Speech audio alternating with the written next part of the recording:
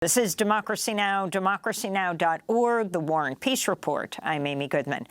President Joe Biden and House Speaker Kevin McCarthy are urging lawmakers to support a deal to suspend the debt ceiling until January 1st, 2025, in order to prevent the United States from defaulting on its debt for the first time in history. A tentative deal has been reached, but it must still be approved by members of Congress, where progressive lawmakers and members of the far-right House Freedom Caucus have expressed opposition to parts of the deal. President Biden announced the agreement Saturday. And this is a deal that's good news, I believe you'll see, for the American people. The agreement prevents the worst possible crisis, a default for the first time in our nation's history. An economic recession, retirement accounts devastated, millions of jobs lost. It also protects key priorities and accomplishments and values that congressional Democrats and I have fought long and hard for. House Speaker Kevin McCarthy praised the deal, which places new caps on government spending. We were able to do this when the president said he wasn't even going to talk to us. This is really a step in the right direction. It puts us a trajectory that's different. We put a statutory cap on only spending 1% for the next 6 years. So we let government grow, but at a slower rate. The deal calls for non-military discretionary spending to remain mostly flat, while boosting military spending by about 3%. New work requirements would be established for some recipients of food stamp and the Temporary Aid for Needy Families program, and it cuts funding to the IRS. In addition, the deal would also lift a moratorium on student loan payments, which has been in place since the pandemic. The deal also speeds up the approval and construction of the proposed $6.6 billion Mountain Valley Pipeline in Virginia and West Virginia, which has been strongly backed by Democratic Senator Joe Manchin. The group Food and Water Watch condemned this provision, saying it will irreversibly scar Biden's legacy on the environment and clean energy. Virginia's Democratic Senator Tim Kaine says he'll introduce an amendment to strip the Mountain Valley Pipeline from the debt limit bill. The debt ceiling legislation now heads today to the House Rules Committee, where two members of the House Freedom Caucus, Congressmembers Chip Roy of Texas and Ralph Norman of South Carolina, have already said they oppose the deal. Meanwhile, South Carolina Republican Senator Lindsey Graham has blasted the deal for not increasing the military budget enough. Progressive critics of the deal include Bishop William Barber of the Poor People's Campaign. He said, quote, "The great contradiction of this debt ceiling deal is that while poverty is the fourth leading cause of death, this deal will make it harder to get food stamps, but easier to spend money on war." We're joined now by Lindsay Owens, Executive Director of the Groundwork Collaborative, a progressive think tank. She's a former policy advisor to Senator Elizabeth Warren. Lindsay, welcome to Democracy Now! It's great to have you with us. Can you basically summarize this deal further and talk about your concerns with it? Sure. So the deal does two big things. First, it suspends the debt ceiling until January 2025. So assuming Congress gets this passed before the June 5th X date, we hopefully won't be in a position to default on our debt again until early 2025, when we'll get to do this all over again. The second thing that the proposal does is sets 2 years of budget caps. This is effectively the maximum amount of money that Congress allocates for the federal government to spend over the next 2 years. As you mentioned, for the first year, they set effectively flat funding, and for the second year, a 1% increase. But I think it's really important to know that given the high inflation that Americans are experiencing right now, flat funding isn't so flat. It's actually an inflation-adjusted cut, which means that we will not be able to offer the same amount of services we did last year after inflation takes its share, really eats its share.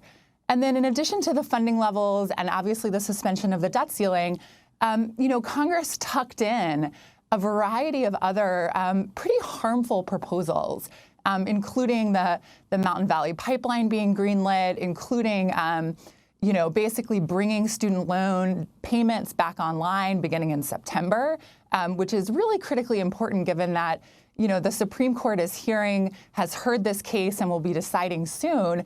If the Supreme Court knocks down the Biden administration's effort to offer broad-based student loan forgiveness, as early as September 1st, Americans will have to start paying those student loans again. So there are a number of problematic provisions that Congress, tucked into this proposal that they'll be voting on later this week that I think really set us back in terms of the economic health of this country. I want to go to New York Congresswoman Alexandria Ocasio-Cortez speaking on the House floor Thursday. Republicans have run up a bill that they now do not want to pay. They have run up this bill with extremely excessive military spending. They have run up this bill with extraordinary tax cuts for the wealthiest people in this country. And now when it comes down to time to pay for this bill, they do not want to pay it. And not only that, but they are accusing Democrats of saying we spend too much. For anyone that wants to entertain that thought, I ask you to think about the last time a person has said in this country that the government does too much for them, that their Social Security check was too high, that teachers are paid too much. When was the last time anyone has heard or seen that?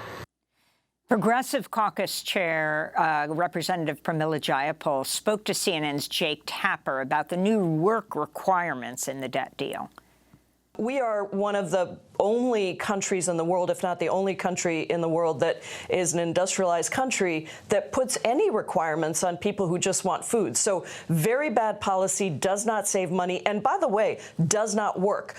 We've seen reams of data that show that when you put these work requirements in, they're really just administrative red tape that prevent the people who need help from getting help. And speaking to Fox News Monday, the Florida Republican governor and presidential hopeful Ron DeSantis blasted the deal.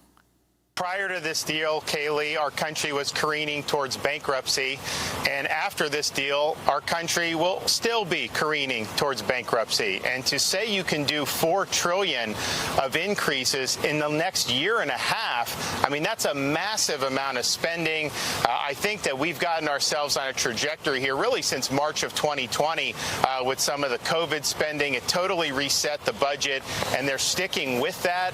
And I think that that's just going to be totally inadequate to get us in a better spot. Look, in Florida, we run big budget surpluses. We have a $1.2 trillion economy, but our debt is only $17 billion, second lowest per capita in the country. But we make tough choices, and we make sure that we look forward to the long haul. Obviously, in Washington, D.C., they do these cycles to just get them through the next election, and that's ultimately one of the reasons why they continue to fail. Congressmember Chip Roy of Texas called the deal a turd sandwich. And the far-right radical Lauren Boebert of Colorado said eliminating $1.8 billion for Biden's new army of IRS agents is great until you realize that Democrats appropriated $80 billion for the IRS. Lindsay Owens, if you can respond to it all. Sure. I mean, it's interesting how Congress always finds the money for military spending, always finds the money, to cut taxes for the wealthiest Americans. And I think the IRS funding cuts in this bill are a great example of this. Last year when Congress passed the Inflation Reduction Act, they allocated $80 billion in new spending for the IRS. That spending is supposed to do a couple of things. First, it's supposed to enable the IRS to go after the wealthiest tax cheats. About 70% of the tax gap, that's the difference between the taxes owed and the taxes collected by the IRS, are actually coming from the top 1% of filers who are evading their taxes. And the IRS just hasn't had the resources, the humans, the staff, and the financial resources to crack down on that, to go after those tax evaders. And actually, over time, over the last 10 years, Audits of the wealthiest filers have dropped precipitously.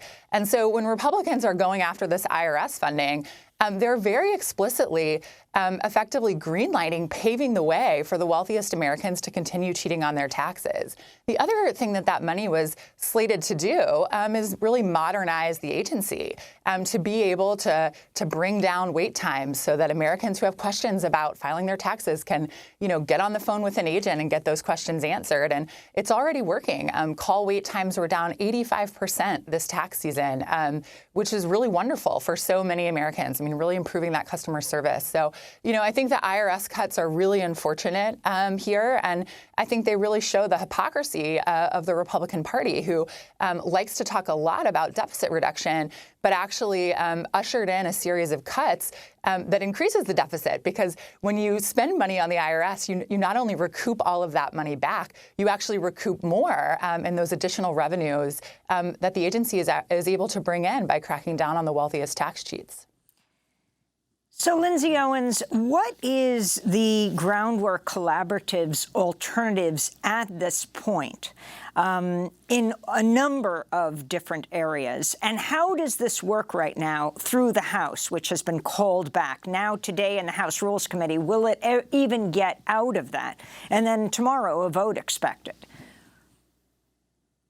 Yeah, you're hearing a lot from the Biden administration officials right now as they try to sell this deal, which obviously, we don't want to default on our debt.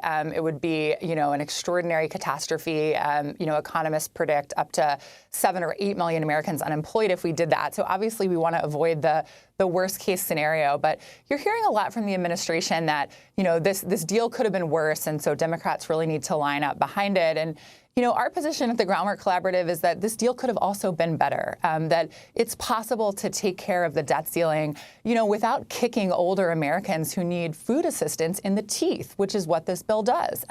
Increasing those SNAP work requirements. We have work requirements already on the books for individuals 18 to 49, and this bill extends those to folks ages 50 to 55. I mean, if you are a poor American in your early 50s, not working, you face a lot of obstacles to getting back into the labor market. Age discrimination, your skills may have atrophied. You've been out of the labor market for a while. A lot of older Americans are not going to be able to clear that hurdle, and as a result, go without food. And so I think, there was an easier, softer way here. First, I think, as many of us advocated for, as soon as we realized that we wouldn't have the House of Representatives in this next Congress right after the election in November, Congress should have taken on the debt ceiling then during the lame duck and avoided this debacle of hostage taking by Kevin McCarthy altogether. But also, I think there are alternatives the Biden administration could pursue to negotiation even still, including invoking the 14th Amendment, which effectively says we have to pay our debts. And so we'll do that. So I think, going forward, we're going to be in this position again in 2025. And it's really our hope that, as we approach that 2025 debt ceiling limit again, we explore alternatives, including if we want to bring down the deficit, let's do it through revenue. Let's tax the wealthiest Americans and corporations, make sure they pay their fair share, instead of, this sort of death by 1,000 cuts scenario where we really just go after programs that so many Americans depend on, that frankly are already underfunded after decades of not really meeting the needs of Americans on a number of counts. So, Lindsay Owens, does the Groundwork Collaborative recommend that the Progressive Caucus vote down this deal?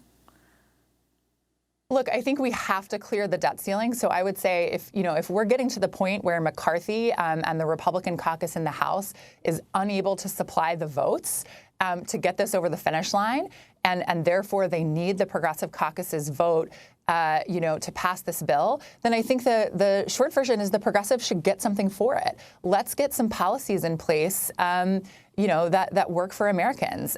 Let's maybe remove this harmful student loan provision so that if the Supreme Court does strike down broad-based student loan forgiveness, Americans can get another extension while the administration works on a plan B. So I think if the progressives are going to have to vote for this, they should get something for their vote.